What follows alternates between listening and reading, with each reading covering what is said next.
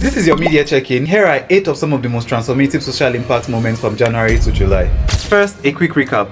In January of this year, we brought you 10 of the biggest wins from last year, from Tunde Onokoya's Chess Marathon and Innovation Hub to ASR Africa being named the NGO of the Year, to the Africa Social Impact Summit bringing change makers together, to 120 artisanal miners empowered in Plateau State, to inclusive children books by Tony Falui, even Very Dark Man social experiments which sparked debate. And last but definitely not the least, ICCDI building toilets using plastic bottles in 6 states. This year is proving to be a challenge because there are so many beautiful solutions out there and so little you can fit into a 2-minute video. Let's get right into it. Slum to School Africa was named the 2025 winner of HP's Global Equity Accelerator Prize, receiving over $200,000 in tech infrastructure and capacity support. This recognition powers their mission of using tech to bridge the education gaps for underserved children through coding, hybrid learning, and innovation hub.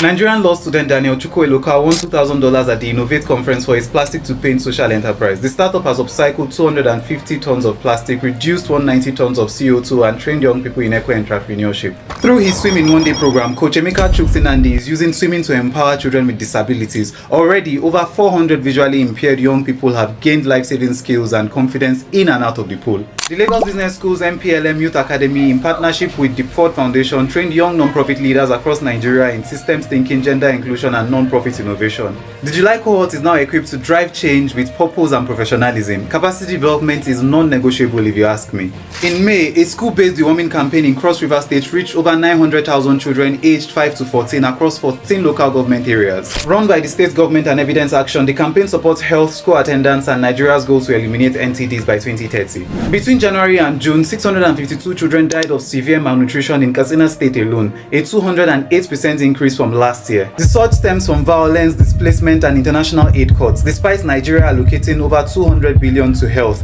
This is a call to action for donors, CSOs, and policymakers. This one really excites me. In July 2025, the International Court of Justice issued a landmark opinion. Countries can now be held legally accountable for failing to act on climate change, especially when their action harms vulnerable nations. This ruling strengthens the hand of activists, non-profits, and small nations seeking justice from polluters and complicit governments. So now is the time to sue your government for failing to act on climate change. From education to climate, public health to accountability, Nigeria's change makers are showing up. Which of these stories inspired you the most? Share this video, drop a comment, and let's keep moving forward together.